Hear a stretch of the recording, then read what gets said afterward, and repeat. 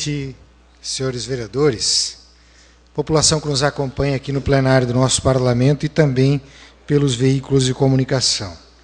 Senhores, estamos há 2 dias, o Brasil, de completar 125 anos de proclamação da República, vereador Marcelo. Um tempo muito curto na história do país, presidente. A mulher que hoje faz 113 anos em Blumenau teria 12 anos, né? Nasceu 12 anos após o fim do Império. São 2 gerações. Há apenas 125 anos atrás, o Brasil vivia sob a égide do Império. Isso é um fato importante. Dom Pedro II governou o Brasil por quase 60 anos e assumiu o trono com 14 anos de idade. Veja como o Brasil é fantástico. Apenas 125 anos de proclamação da República, hoje somos uma das maiores economias do mundo. Esse é o nosso país, senhores vereadores. E digo isso porque hoje várias entidades estão se mobilizando por muitas capitais do nosso país para cobrar reformas populares e democráticas no nosso país. Reformas importantes, apoiadas pela CNBB, pela CUT, pela UNE, pelas centrais sindicais, por mais de 100 entidades que já protocolaram no Congresso Nacional um abaixo-assinado com quase 8 milhões de assinaturas, vereador Becker, exigindo reformas democráticas no nosso país. A reforma política é a principal reforma que o Brasil exige, é a reforma política.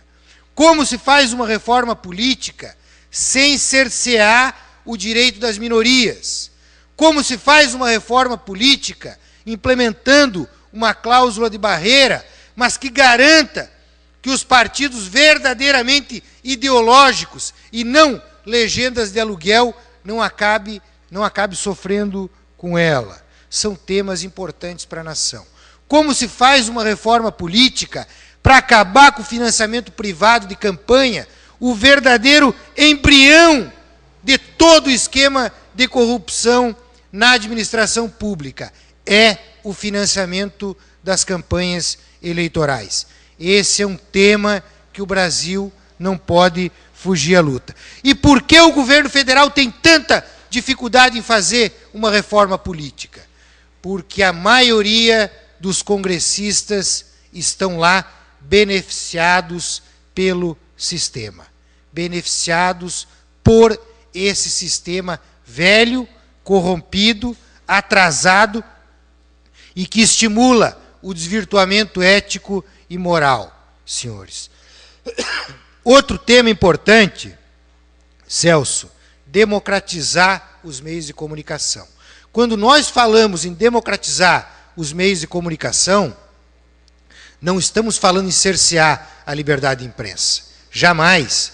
A liberdade de imprensa foi conquistada a duras penas pela sociedade brasileira. Estamos falando que a mídia brasileira é concentrada nas mãos de uma meia dúzia. Essa é a verdade. A mídia brasileira, ela é financiada e bancada por interesses econômicos. Por isso eu concedo a parte ao nobre líder do governo, meu querido professor César Sim. Em a parte, vereador César Sim. Vereador Jefferson Fortes, uma coisa é o discurso e outra coisa é a prática. E eu gostaria de cumprimentá-lo, porque o partido de Vossa Excelência, pelo menos em Santa Catarina, tem um discurso e praticou. E foi prejudicado por não ter se entregado a essa safadeza, né, de pegar dinheiro de empresário.